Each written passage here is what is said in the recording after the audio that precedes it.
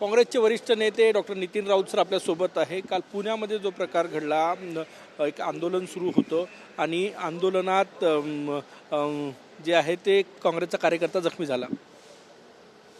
नाही, आंदोलनं चालली पाहिजेत। आंदोलनं होणं हे लोकशाहीसाठी चांगलं असतं, पण त्या आंदोलनातनं एखादी जाडफोड किंवा तोडफोड किंवा मारपीटच्या ज्या घटना घडतात ह्या अत्यंत दुर्दैवी आहेत।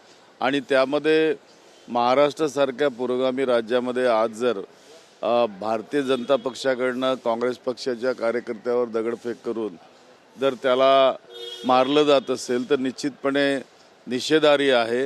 या घटनेचा मी तीव्र या ठिकाणी निषेध करतो आणि काँग्रेसच्या समस्त कार्यकर्त्यांच्या पाठीशी काँग्रेस पक्ष उभा राहील ही ग्वाहीसुद्धा या निमित्तानं देऊ इच्छितो।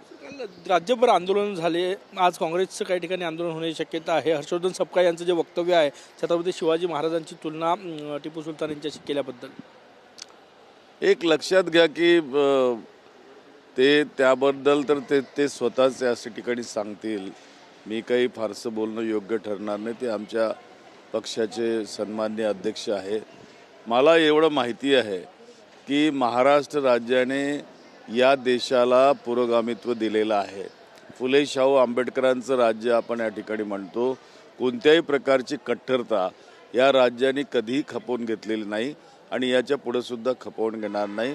त्यामुळं आपण जेव्हा महापुरुषांची चर्चा करतो तर ती समान असली पाहिजे आणि सर्वांना कायद्याप्रमाणे नियमानुसार न्याय देण्याचं काम या ठिकाणी घडलं पाहिजे। शेवटचा प्रश्न माझा, काँग्रेसच्या कार्यकर्त्यांना तुम्ही शांततेत आंदोलन करण्याचं आवाहन करणार का? आज काही ठिकाणी आंदोलन होण्याची शक्यता आहे।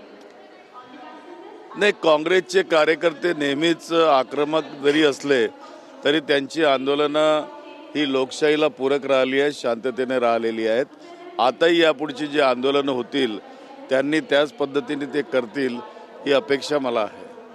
कॅमेरामॅन सचिन सयामसह गजानन माटे, न्यूज 9 मराठी, नागपूर।